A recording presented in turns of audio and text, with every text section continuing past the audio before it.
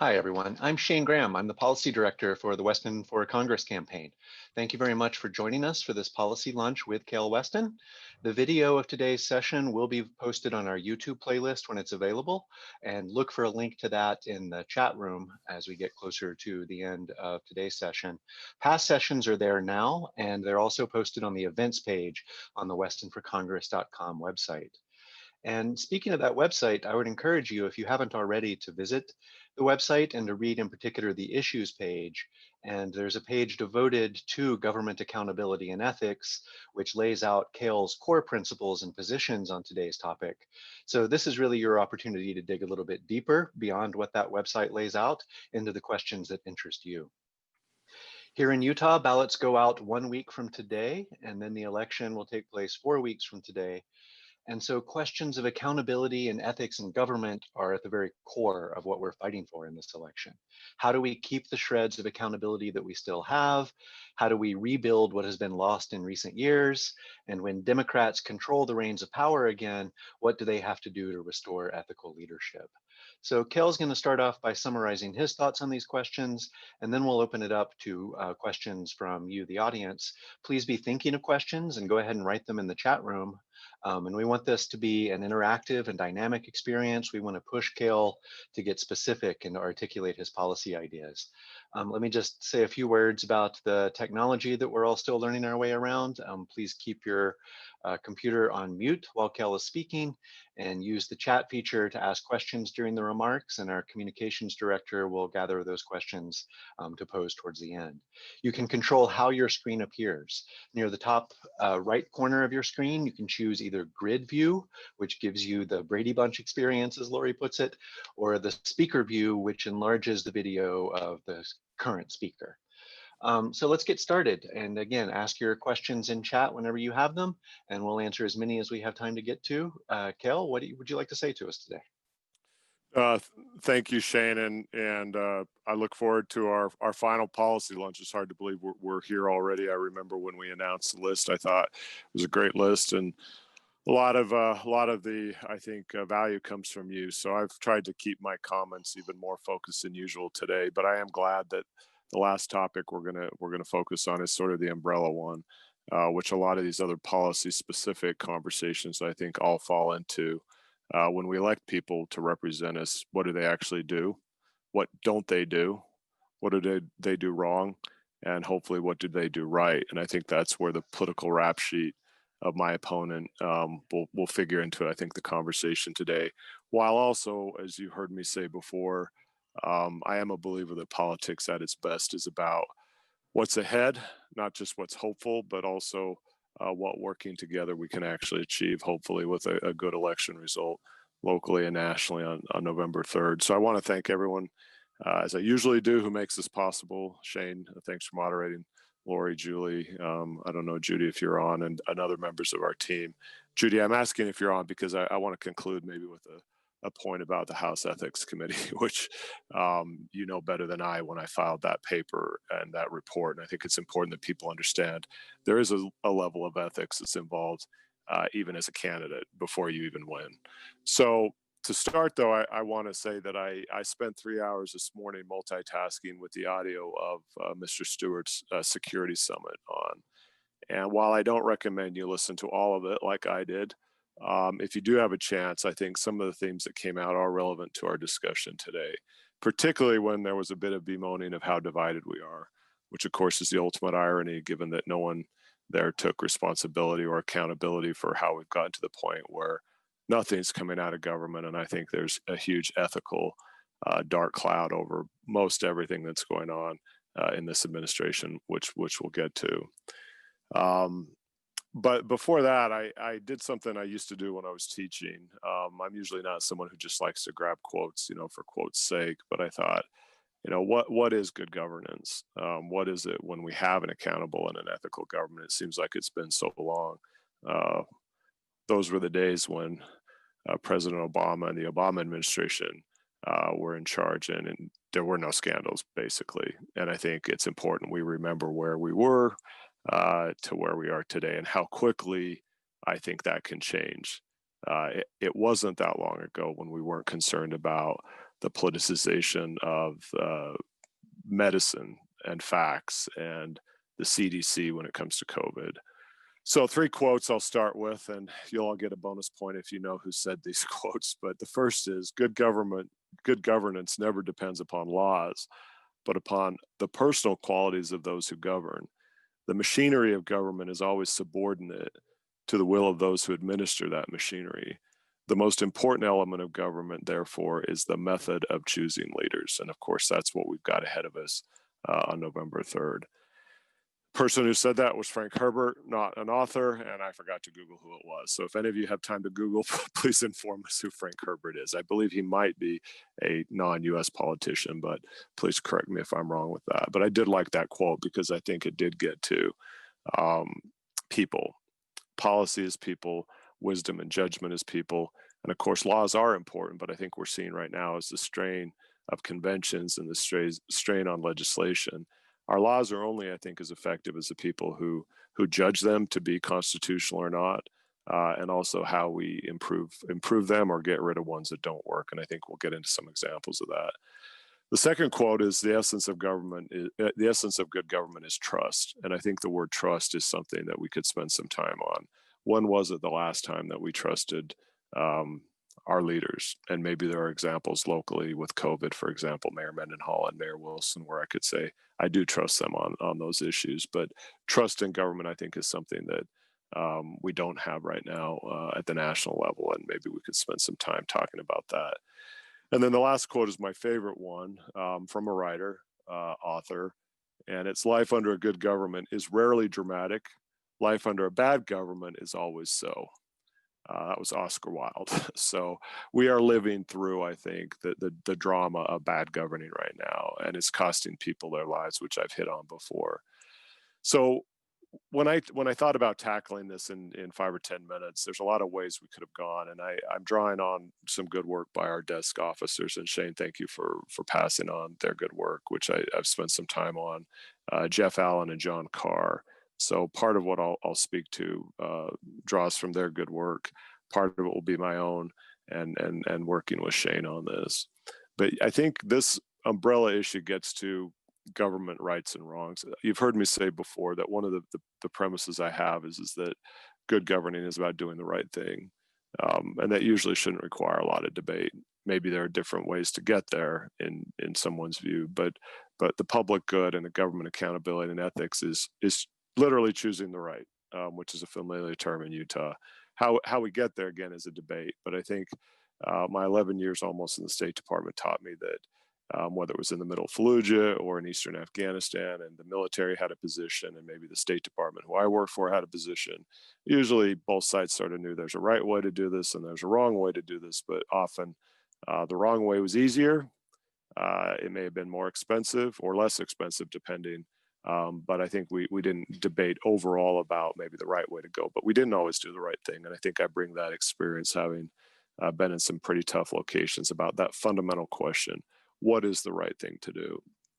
So drawing on the paper that I believe it was John who submitted, he had an interesting take on this idea of a social contract. We could go all the way back to Hobbesian thinking, and this idea that without government, life's pretty nasty, brutish, and short.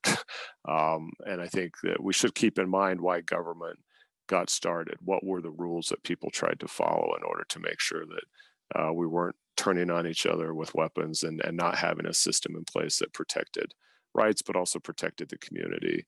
And I hadn't thought about that for a while, so I was glad to read that. And I think it also evolves from this idea that we are citizens, we're not subjects. And without going into too much history, I think that's an important concept. Kings and queens ruled subjects. We have a constitution, we've got a government that has changed. It's changed quite dramatically through time. And maybe this is another time where we need to look hard at how do we get more accountability and how do we ensure better ethics. And I think that is where Congress, hopefully in 2021, can play a much bigger role in terms of checks and balances. A little bit more history, I think, that's worth referencing.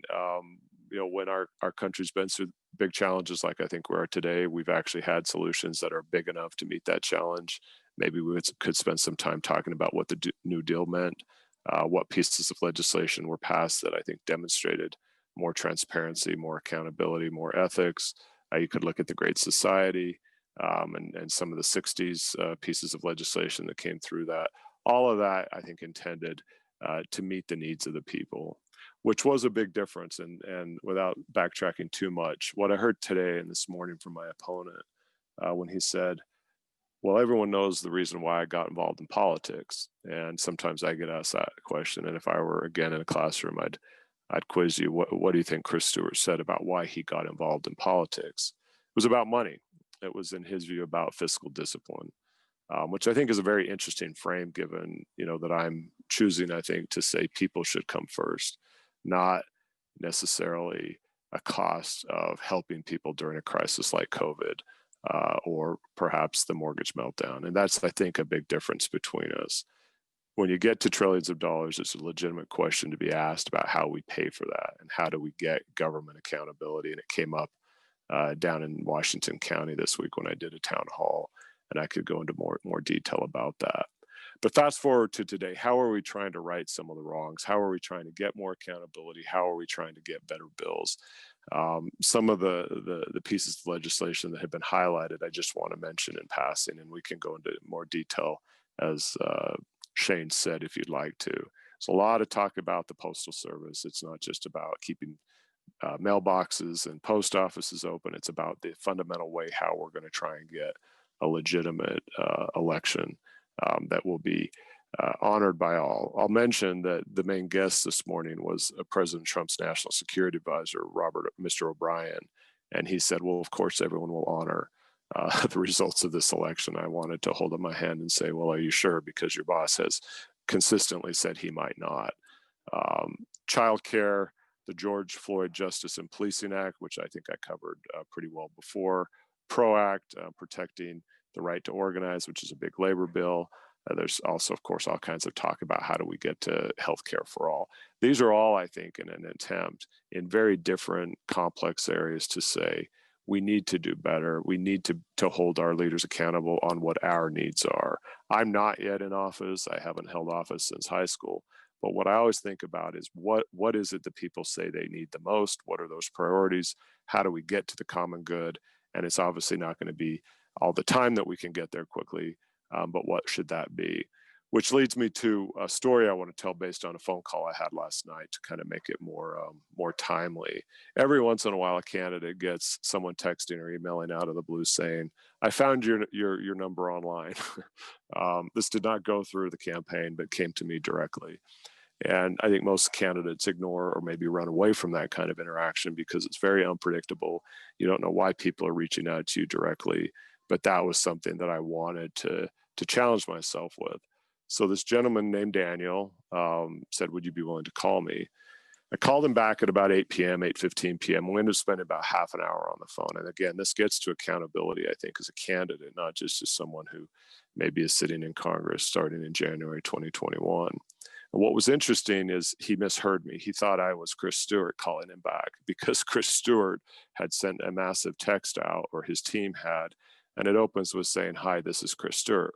Well, that's clearly a lie, and I would never do that, and our team doesn't do that. So about 10 minutes into conversation, this voter said, "Oh, you're not Chris Stewart." What the meat of that conversation, though, was about, which was quite entertaining, but he was giving me the riot act a bit, as he should, if I were Chris Stewart on the line. But he basically was talking about the failures of our healthcare system. And I think what I learned from that is how important it is to have the unfiltered voice, because I read memos, I read a lot of news articles, but here was a voter who had an experience in the healthcare system and was legitimately concerned about how he had been treated and what limited options he had. I then made clear that I'm not Chris Stewart, I'm the other guy running against Chris Stewart, and we pretty much moved on from there. And I think he understood that we've been talking for a long time about getting to healthcare for all. Another point I want to raise when we get to accountability and ethics in government is part of a larger theme, which I think gets to how do we define political courage? And maybe this is a bit of the writer in me, because I'm constantly thinking about moral courage, because we don't see a lot of it.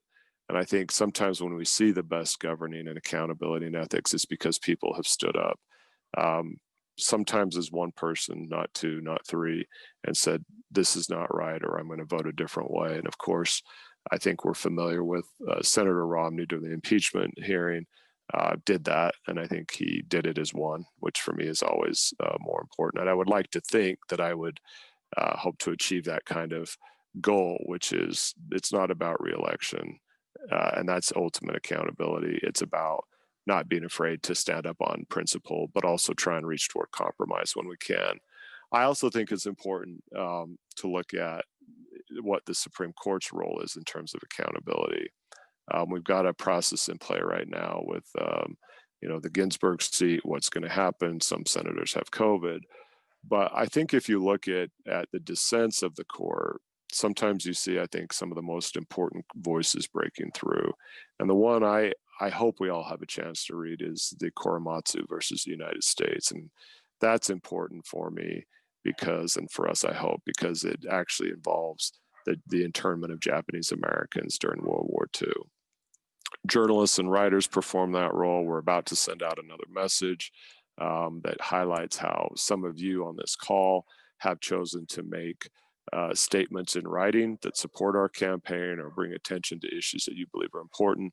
That's also a way I think that we get better accountability and transparency is through what you choose to do, not just through what I or our campaign is choosing to do. And then, of course, the ultimate question, what makes a politician, a statesman, or a stateswoman? I'll throw that out there. We probably have our own definitions, but one of the reasons why I'm running is I believe we need to get back to where people put the national interest, where we put the common good ahead of party interest or a narrow individual interest. And that's something I've committed to from the very beginning. I do want to conclude, but I'm just going to flag with this week, our FEC filing was made public. I think it's important sometimes to follow the money. And so Shane, if we do have time, or Lori or Julie, we should probably circle back to that. I appreciate Shane, you sending me kind of where Stewart's traditionally gotten his money from, because the last issue I really want to talk to in the maybe 3 or 4 minutes I've got is about money in politics. For me, that's sort of the ultimate issue when it comes to improving accountability and ethics in government. So I'll end there. But before that, I should say that on the way back from a long CD2 road trip yesterday, I got a text from my younger brother who just had informed me that a couple of days ago he wasn't tasting or smelling very much. And so they got one of my nephews checked for COVID. He has tested positive. Within 5 or 6 hours, I learned that both nephews and my younger brother have COVID. Of course, we can all look at the circle and how it closes pretty quickly. But when we talk to a failure of accountability and ethics in government, let's not forget what the Republicans don't want us to talk about this year, particularly between now and Election Day, which is 210,000 Americans dead. And my question, and I hope I get this chance to keep on raising it with people, is how many lives did not need to be lost? It's clear that this virus wasn't going to be prevented entirely, but I think it's very important that while we talk about some of these maybe philosophical issues or issues important as money, we also keep a hold of what COVID has meant in terms of a failure of accountability and really ethics and professionalism in government. And so I can talk a bit about that. We've talked about the Affordable Care Act and healthcare. It's, I think, all tied together. But I do want to conclude with how do we get to better accountability and ethics via reforming our system when it comes to money.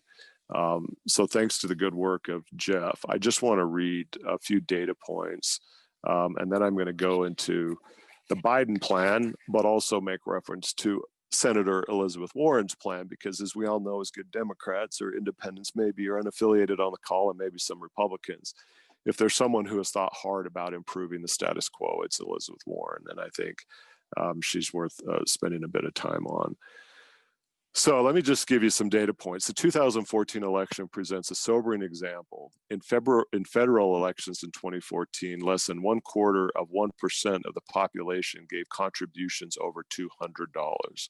So less than 0.25% of the population gave contributions over $200. Yet these donors in sum contributed 2/3 of all campaign donations in that cycle. just shy of 32,000 individual donors gave $1.2 billion in campaign donations that year, representing the lion's share of the total campaign expenditures. Goes on to say, of course, that electoral campaigns in the United States are increasingly expensive. I can speak to that. And even while I underpay everyone on our team, not quite living wage, but we're hoping to get there by November 3rd.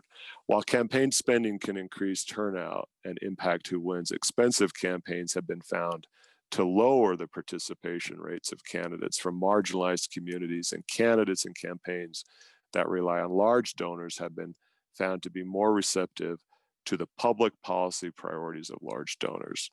So to break that down, the current system means that certain people are going to get their voices represented and heard, and others aren't. And I think we can divide pretty clearly, even in CD2, and what Chris Stewart has done with his donation base and what we're trying to do with ours. And I'll hopefully be able to conclude with some real differences there. There are some bills that are being looked at that, in terms of specifics, that I think could be very helpful. One is called the Fair Elections Now Act, and it has bipartisan support. And what it proposes is the creation of a fair elections fund to be funded through a 0.5% tax on federal contracts valued over $10 million. And then there'd be a matching component within there. There's another one called the People Act of 2019. Again, it's another matching type legislation, but what it would do is to try and level out what is considered to be dark money or other outside money coming in. I want to now shift quickly to President, hopefully to be Biden's plan. And I'll just hit the headlines because, as all of us know, the vice presidential debate will be held tomorrow. And I think, in terms of my own homework, I've been trying to look at what has Vice President Biden and Kamala Harris put forward as their own plan ahead when it comes to money and politics. And I like what I've learned. Large commitment to reducing the corrupting influence of money in politics. I hadn't been aware that then Senator Biden, starting in 1973, had looked at different ways to get to public financing. So it goes all the way back. Sometimes he's only criticized for being, in Washington too long, but maybe one of the advantages is he has a record on public financing.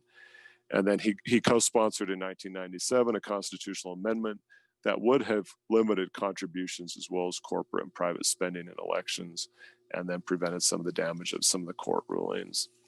The other points that Biden's highlighting: introduce a constitutional amendment to entirely eliminate private dollars from federal elections. I agree with that. I think I've mentioned in prior policy lunches that I believe we shouldn't be shy about sometimes having a real constitutional conversation about big changes that are necessary to help get our country moving forward again. Enact legislation to provide voluntary matching funds for federal candidates receiving small dollar donations, keeping foreign money out of our elections, restricting super PACs, and then increase transparency of election spending. A few more.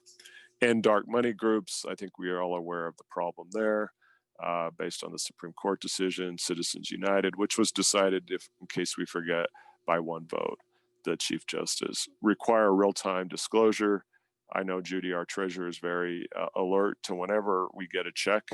It just so happened at a restaurant in Kanab last week, someone sitting across the room was a member of Joe Biden's National Finance Committee, and the owner of the restaurant said, "Hey, if you really want to help a Democrat, help this guy named Weston over there." He walked over, gave us $1,000 check.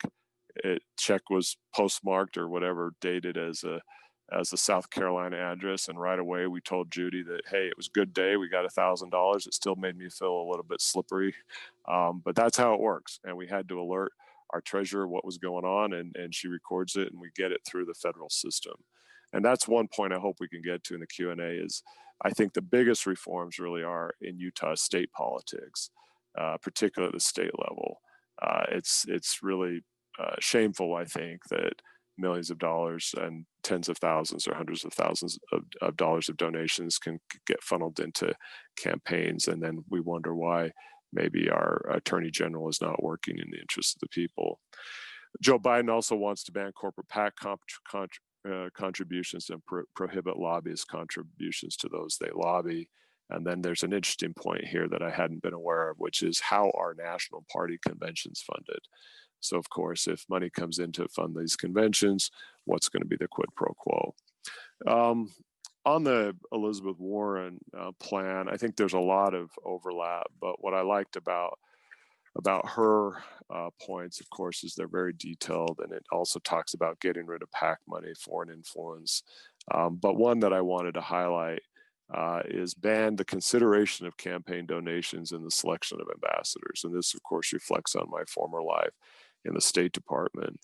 I worked for ambassadors who were good, who were political appointees, as well as those who were career. But I think what Elizabeth Warren has put her finger on is maybe we as a country ought to look harder at how many of these ambassadorships are bought. And that's the word I would use. Granted, most of these people who donate large sums of money to whichever national party are not going to want to be serving in Guinea, like a friend of mine did as our ambassador.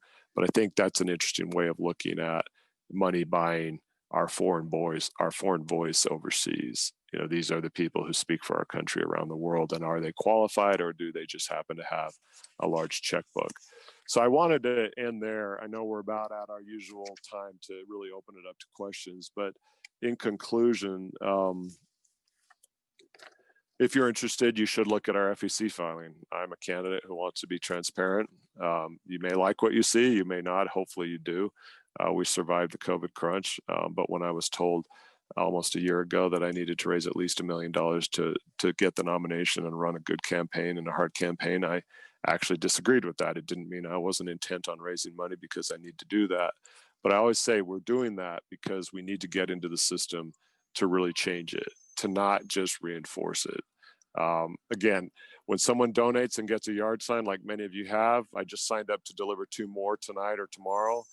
I'm happy to do that. But I'm also thinking of all the people who don't have yard signs because they don't have yards. And those are the people also, I think, that get hurt most when we don't have government accountability or ethics. Behind me is the trash collection, so I hope you can still hear me. But when you do have a chance and look at maybe where we get our money, a couple of the things I think that will stand out is that we really are, you know, to use the cliche, grassroots. We have not accepted, in fact, correct me if I'm wrong, our team, but I don't believe we've accepted a corporate PAC donation at all. So we have no $5,000 checks in the bank account. Not to say that, you know, that would help us. It certainly would.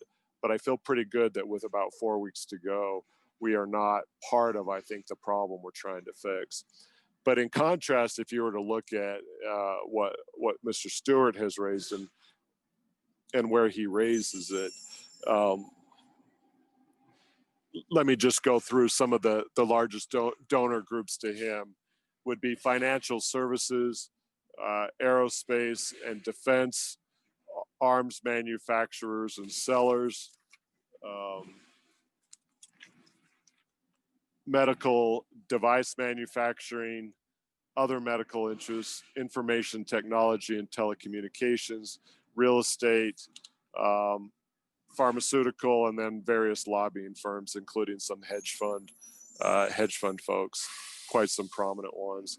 So when you look at the list of who gets a voice and why, I think it's an interesting data point and comparison. I'll end it with that. I did want to get to questions by 1 p.m. and I think we're about 1 minute away from that. So Shane, I'll hand it over to you and Julie maybe to help us get to the Q&A section.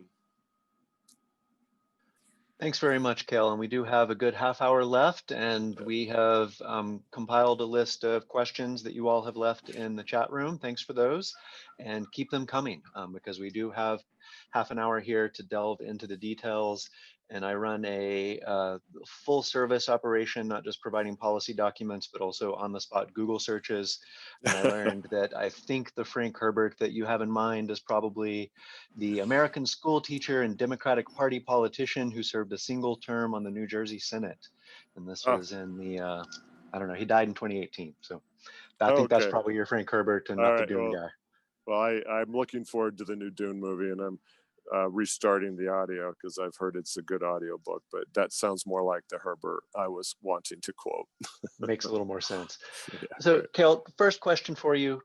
I think the Ruth Bader Ginsburg her unfortunate demise and the unseemly rush by the part of the Republican Senate to fill her seat before the election has reminded us how ruthless the Republicans can be in their determination to grab and hang on to power.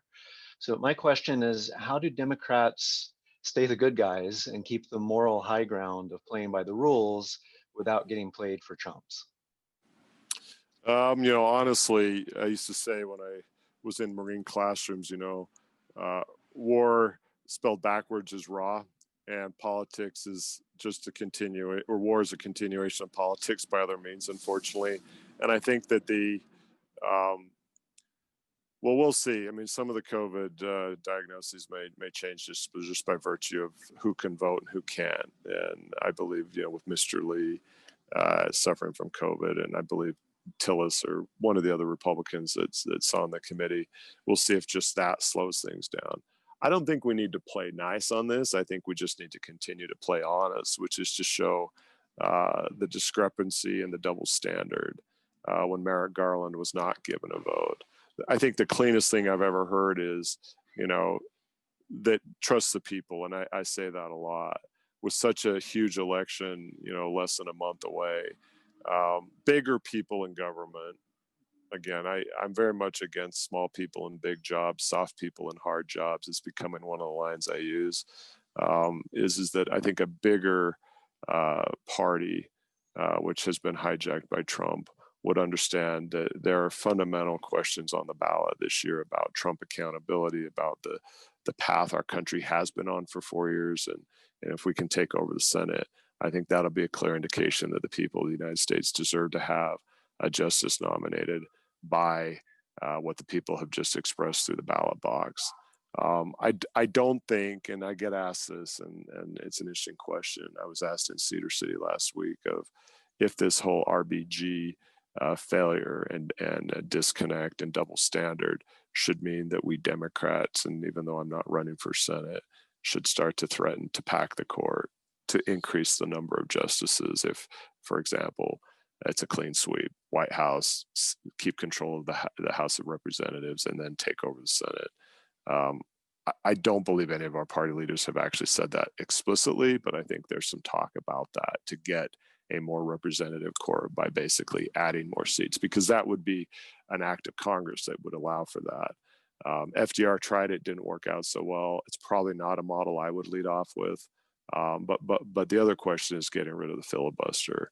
And I think that the biggest question is, with so much dysfunction in our Congress, has that old most deliberative body line that we like to study in Civics 101 or in just looking at Congress, has it gotten to the point where the U.S. sort of needs to move more toward what a parliamentary system would look like, which is a party says, here's what we stand for, here are the policy priorities, give us your confidence in your vote, back to the trust quote, and we'll get stuff that you need and deserve. So I would say the filibuster reform is probably more likely than saying let's pack the court. Kael, a lot of what you're talking about seems to boil down to questions of balance of powers, and that leads us to a couple of questions that Kathy posed in the chat room. First, do you think that Biden and every down ticket Dem should be promising to limit executive power if Biden gets elected, actually making laws and not just relying on norms, which I will add has clearly failed us? And her second question is, what will you do to make sure that Congress is strengthened? Good. I like that question because I do think that we've accepted for a long time that the norms will save us, that a good leader in the White House of whichever party would never challenge the system in the way that Donald Trump has and continues to do. So I do think this is the time for the people to speak through representatives in Congress and say, hey, we need to put the reins back on an executive that can actually really hurt people quickly through executive actions and don't have a conversation or a balance that Congress represents. And I think when our Constitution talks about checks and balances, having been someone who worked in the executive branch for over a decade in foreign policy as to how much power is in national security and foreign policy in the office of the presidency. I had friends who worked at the White House in the NSC for various administrations. I saw how quickly foreign policy could change, moving embassies. And I think Trump has demonstrated that even more. But I think what he's done in a way that other of our presidents have not is actually attack these institutions and really test the boundaries of what is, quote, constitutional or allowable. Well, the power still resides mostly, I think, in the executive. So yes, I would be in favor of that. What can Congress do? I think that, to start is to make sure these committees actually do have true oversight, and ideally in a bipartisan way. I mean, I am not someone who walks into the room of Pollyannish behavior and says everyone's going to kumbaya our way to Shangri-La, which is, to use a weird metaphor there, but I don't think that it's going to be possible to just do this, which is our logo, and achieve what we need to in 2021. But I think you can start by saying, hey, there have got to be some Republicans that would work with us. And honestly, the best part of the Stewart Security Summit today, while it was heavily focused on fiscal discipline, as I heard from Steve Womack, and between the lines, what I heard from that Republican is this disunity in our country is causing us to crumble from the inside. And I heard someone there that maybe politically would be very opposite from me, but I bet I could do a lot more deal making with a guy like that than even Mr. Stewart could, because I think the disunity and the disruption in our system needs to be bridged as much as possible. So I think the committee work needs to be strengthened. I think we need to get, probably, again, if you get money out of the system as much as you can, you're going to get better governing because you're going to get people who are focused on the needs of the people. So it gets back to how I ended, my part, which is when I look back after 10 months of working with a great team who are on this call, how much of my time was dedicated toward green dollars that we need to run a campaign versus policy. We need to get that balance more toward good governing, and it's Elizabeth Warren, I think, that has written the most persuasively on that topic. And I sure hope when Joe Biden wins and Kamala Harris win, that they give Senator Warren the job of maybe as Treasury Secretary, reining in some of these problems. So Christy wants to know, what are your thoughts on term limits for legislators and whether that's an effective way to make legislators more accountable to voters than to lobbyists? I like term limits. I was asked that down in Kanab, and I kind of did say with money out of the system, I think you're going to get a check too, because money buys you re-election right now. If we had, I hate to say it, but if we had TV ads right now, it'd be a lot more competitive from the get-go. And that costs money. I still think it's a competitive race, but we all know what's going on next door in CD4, which is millions of dollars are being spent so that you turn on the TV and every ad is basically a political ad. I think that actually has a net negative effect. So I do think that term limits in principle I like, because it's not like the status quo has worked out, right? So let's be realistic. People argue, well, you need the wisdom and experience of people who have stayed in Congress, in order to beat back some of these interests, or to know how to do the job. Well, that was the Orrin Hatch argument, two terms was going to be enough. And I think he hit almost half a century before he decided that the people would retire him if he did not retire himself. So I like the concept of term limits. I think that the best model of governing is people who go to Washington, do a job, and then leave. But if they don't leave, then they should probably be voted out when they've been there too long, because the status quo just hasn't been proven to be effective based on longevity. I think it's healthier to have a new way of looking at things, and that doesn't mean seniority isn't important, but if the old model is based on seniority, I think it's a lot easier to be held captive and not even know it. I've said before, if I don't do my job and I'm elected, I should be fired in 2 years. And I think that people will know that. So I'm going to break up our usual format a little bit by calling on Craig Bushman to read his own question. It's a dense question about the Hatch Act, which is a little beyond my pay grade. So I'm going to let Craig pose it to you directly. Hi, Craig. Hi, Kael. So the Hatch Act, and this for those who aren't aware, is a New Deal era law that limits the type of political activities civil servants, appointed officials, people in, say, the State Department, uh, Health and Human Services, and elsewhere can undertake, because we need to have an independent civil servant force. And in contrast to just about, I think, every administration in the last 80 years, this current one, we see Secretary Pompeo and various other officials advocating for the president as opposed to policies, and even advocating for the president's family's businesses instead of for the people. So the question I have is, do you have any ideas or support reforms to the Hatch Act?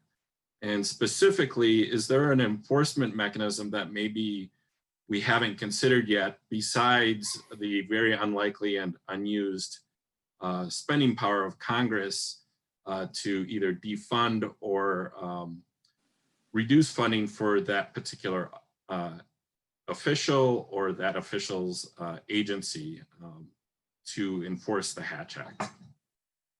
Yeah, Craig, it's a good question. And I, as someone who was in government for a decade, I was pretty aware of the Hatch Act, and it's quite well known that, you work for the American interest, you work for the people, you don't work for a party, you don't work for so much as president's your boss on the executive side, but, whether it's Republican or Democrat, you do what, is in the national interest. And it gets back to, you swear an oath to the Constitution, you don't swear an oath to a political leader.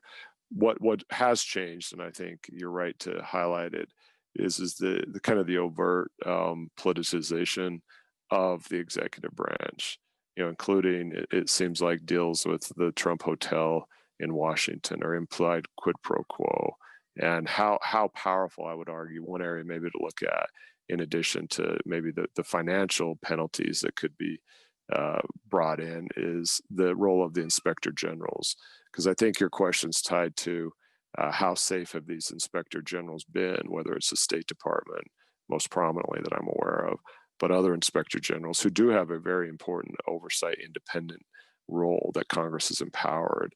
But if at the end of the day, the president can pressure or fire those inspector generals, maybe that's one of the best places to start, is to beef up the protections and the security of what an inspector general is entitled to look at. That may include also changing the laws about tax returns. I mean, I didn't prepare for this meeting thinking about how important it is to get not just an implied understanding that, except for, I think, Nixon, every presidential candidate has released their tax returns. With the COVID pandemic back front and center, we've already shifted from what did it mean that Donald Trump paid only $750 in taxes, and why was it that his tax returns took so late to come out? I think that's a legitimate area when it comes to some of these reforms. The Hatch Act, I think, if followed correctly, is a pretty strong act. The problem is that who enforces it if it's not? And that's your point, which I would get to. If we have committees that are so partisan and so divided that there's not true bipartisanship, that only makes the problem worse. And that requires leadership, which gets to that Herbert quote that I started with. If you don't have the right people in government, forget about enforcement. Forget about knowing where the paper trail starts and where the paper trail ends. You've got to have the people that aren't just whistleblowers, because whistleblowers is an indication of, well, look, this is what went wrong. This is what we should never have happen again. I want people in government, whether in Congress or the executive branch or the Supreme Court for that matter, who are going to make sure that we don't get to the point where we're digging through the archive to find out, how did we fail on COVID? How did we fail on maybe postal service privatization that seems to be the ultimate plan, independent of sort of the delaying of ballots. But I think the Hatch Act is important because it did establish that, politics should not enter what we pay people in government to do. But we need to get Congress back functioning again. We need to get more bipartisanship where we can.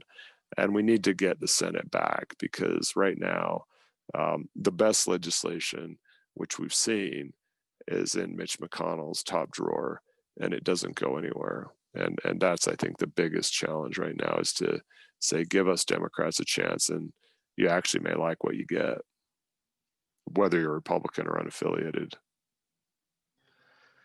Kael, whatever happens on November 3rd, I hope you'll consider challenging Mike Lee for the Senate, because this isn't the first time I've thought Kael should really be senator, never mind Congress. So Hey, I want to. Shane, I will probably be in a cabin somewhere, but I will be happy to read all recommendations. But we're running a good race, and honestly, Chris Stewart I still believe is beatable, and Mike Lee is too, and Mike Lee is part of the problem. And boy, to see the double standard of Mr. Lee, and Mr. Stewart, comparing Trump to Mussolini, and Mr. Lee, when the Hollywood tape came out, to bemoan the bad ethics of candidate Trump, and then to, do everything he's doing. It's enough of the BS, enough of the crap when it comes to, are you really working for the people, or are you actually just playing a game so that one day you might get on the Supreme Court? Little people in big jobs, soft people in hard jobs. We need to shift. Kael, you mentioned the New York Times story on Trump's tax returns, which sort of got drowned out last week by the coronavirus news. But Maggie passes on a question that Rob had posed on the Facebook page. The most recent release of Trump's taxes show that he's personally responsible for $421 million in debt. To me, that's a national security concern that a foreign entity has that kind of potential leverage over the president. What are your thoughts on that, the challenges that poses? Great question, and I'm glad that we're circling back to that headline last week. I mean, it's just this strategy of chaos all the time. And it was a Republican who called Trump the chaos candidate. I think it was Jeb Bush who called him that in the primary, during the primary. And so, yes, I think so. It is a security threat, because guess who owns that debt? From what I understand, it's Deutsche Bank. It's a foreign bank. And I'm sure there's some Russian tentacles that go all the way back before Mr. Trump decided to run for office to improve his brand. I mean, I think his intent to run was not to win, definitely not to govern competently or in any form of competence, but to build that Trump name and that Trump brand. So when you're in the debt category of hundreds of millions of dollars, and that debt, I believe, is coming due, at what point do we say, hey, this is a vulnerability that is going to factor into decisions? And I think the president has so much power on trade deals, on issues like what the Federal Reserve and the Treasury are doing, that it would always raise questions about who is he really working for, or what is he most concerned about. And so I think that hopefully voters will circle back to some fundamental things. One, how is it that all of us, and I prepay taxes because I still teach, and I can tell you, like I'm sure all of you, I paid a hell of a lot more than $750 this year, and I wasn't making that much money. How do we get laws that actually allow for that? And that gets to this whole premise of buying your voice through donations, or through, who writes the check when and to whom. It also, I think, ties to that international level of this election, which isn't first and foremost in people's minds, although Stewart's 3-hour gathering today wanted to highlight that.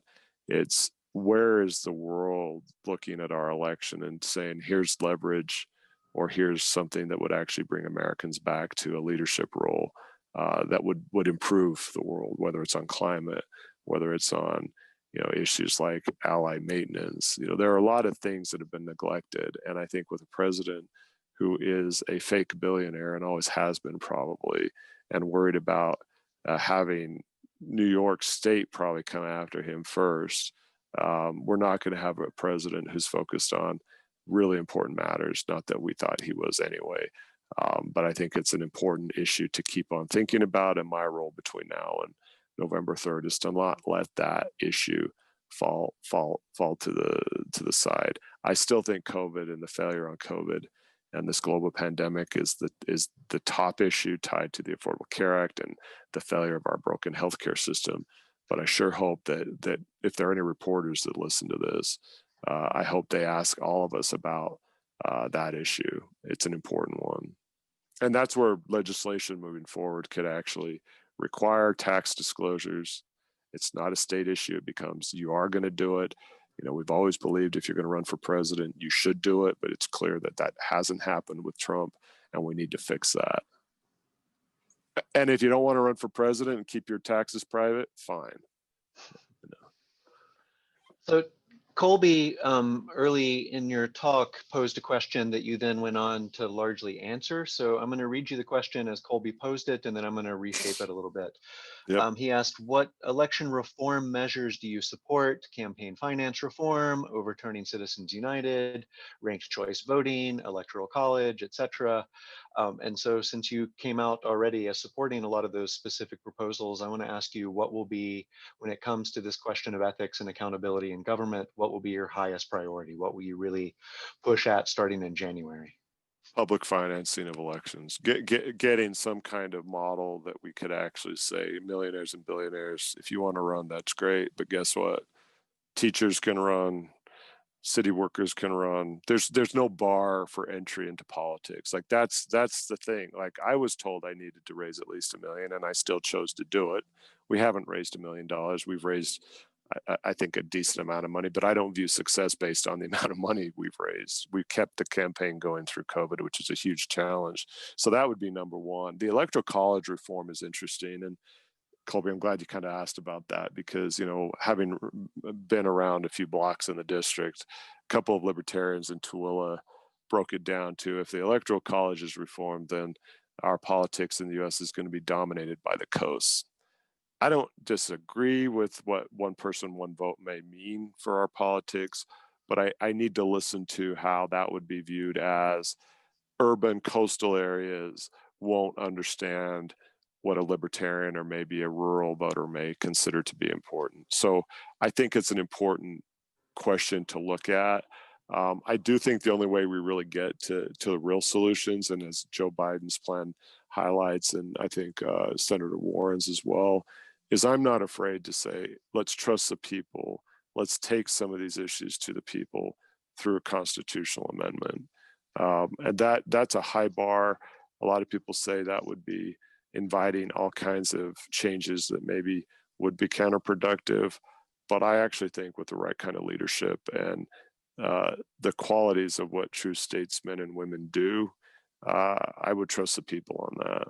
But let's get past Citizens United, not necessarily, but not by packing the court. I just think packing the court is not the move to do right now. I think there's a way to say, let's let the people know that if you think you're getting screwed by Congress and our government, you are, because guess who makes the laws? Former members of Congress and high paid lobbyists. And I'd like to see in the state of Utah a lot more scrutiny on the failure of transparency about the amount of money that goes into our state level races, at least at the federal level. And again, if you're bored on a Wednesday night, or what is today, Tuesday, go to the FEC website, fec.gov. You can Google my name. You can Google Stewart's name. I don't think his filing is yet public. Dig through, find out who's donating, where the expenditures are, and do your homework, because that's the system as it stands. And we need to get to the point where, you know, honestly, money doesn't buy you influence or a voice, and the laws reflect that, unfortunately. And like we started with toward the end of my part, who donates, which industries donate, and then translate into what votes and which bills are sponsored or co-sponsored. And I'd be neglectful if I didn't remind people that Chris Stewart sponsored a bill for gun silencer companies, basically to ease the restrictions for export control. And I think you can draw the line right back to some of those dollar connections. And I don't want to be a member of Congress who's hawking for gun manufacturers, and I never will be. I also think members of Congress should be working for the people who don't have a yard sign because they don't have a yard. They're more important. So we have time for one last question, then I'll ask you to wind it up, Kael. Aaron asks, and this is a question that's about ethics, but it's also about campaign strategy, so I'm very curious to hear how you'll answer this. Is there any value of teaming up with the folks at the Lincoln Project in their push against Trumpism to understand how to reach the people in Utah? And he asks only because these people acknowledge that they were part of the problem that created Trumpism. Yeah, and I've been asked that before, and Steve Schmidt lives up in Park City, and he's a big part of the Lincoln Project. So if any of you know, actually I saw him at a Mexican restaurant up there a few years ago, but I don't know any of these Lincoln Project people personally. I think their message reinforces what we're trying to highlight, which is how much this election needs to be a referendum on Trumpism. So I think that helps us. Whether or not some of that big Lincoln money would come in, right now, I think all the focus is on CD4 in terms of big money.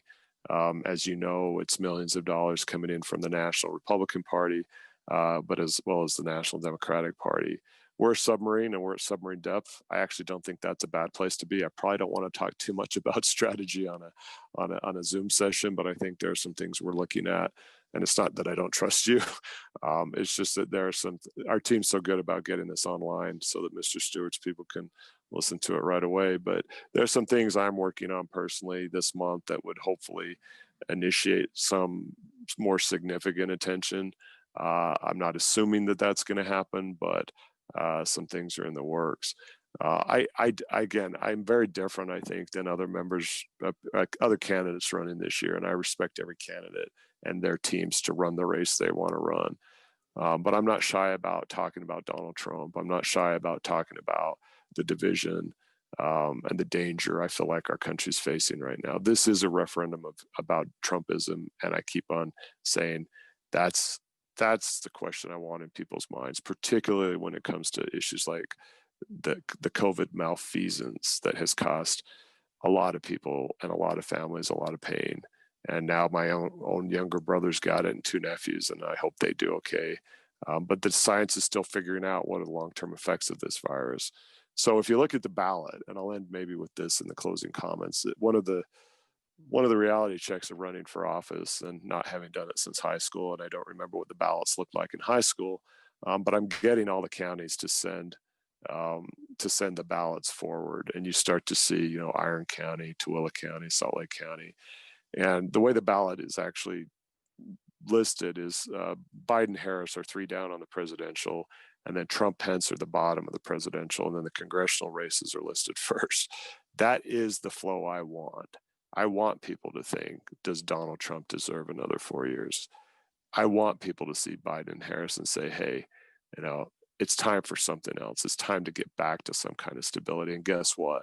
This Weston Stewart libertarian race, maybe it's time to give the new guy a chance, even if he's not as well known as the incumbent. So we are at that point where all of your help, everyone on these calls, and I should end by saying this is the last policy lunch we'll have. And I've learned a lot by just hearing what you want to talk about. But while we need money to run a campaign, and I'm always grateful for that, it's especially important right now. And I'll make the pitch directly. I'm running to get money out of the politics in a big way, but until I can get into government, money does help. But there are other ways to help. We've got phones, we've got texts, we've got letters to the editor.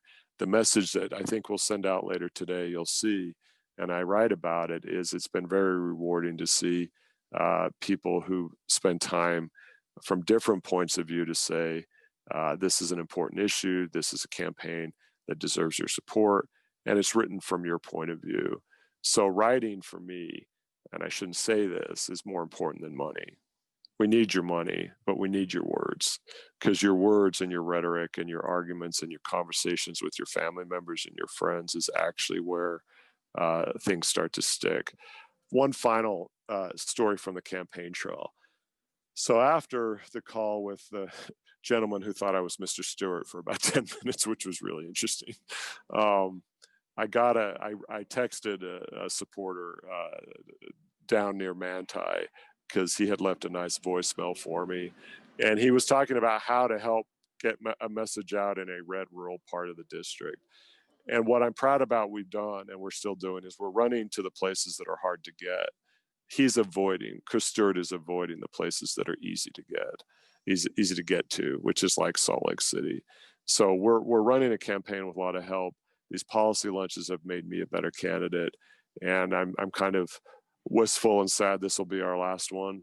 I know a lot of work goes into these, but thank you for joining us for the last 6 weeks doing what I think is political due diligence. If you're going to support us and support me, you should be able to ask the hard questions. And I hope we've met you halfway on that.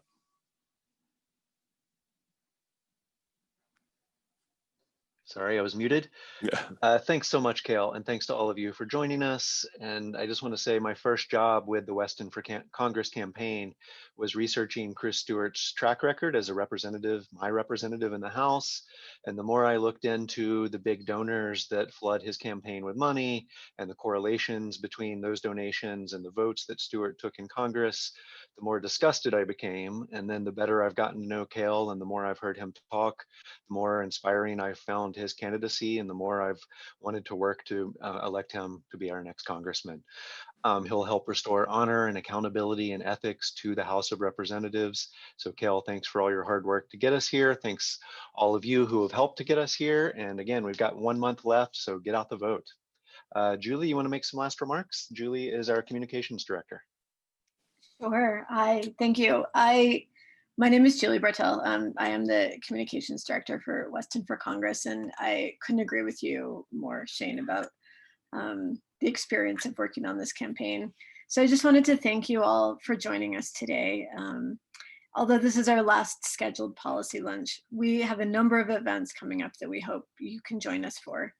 You can see a list of all of those events at the events page on our website. The link has been dropped into chat, but it's basically westonforcongress.com, and you'll see events at the top. I did want to mention a series of town halls that we have scheduled this week. On Thursday, Kael will be at City Park in West Valley. On Saturday morning, he'll be at Jordan Park in Salt Lake City, and then City Park in West Bountiful later that afternoon. And then next Monday, he'll be in Farmington, Chris Stewart's home base, at Forbush Park. You can find all of the details of times and addresses on our website or our Facebook page. We hope to see some of you at any one of those events. And in closing, I did want to mention, because it's come up, that we are monitoring the COVID cases very closely, and we'll be requiring masks and social distancing at all of our in-person outdoor events.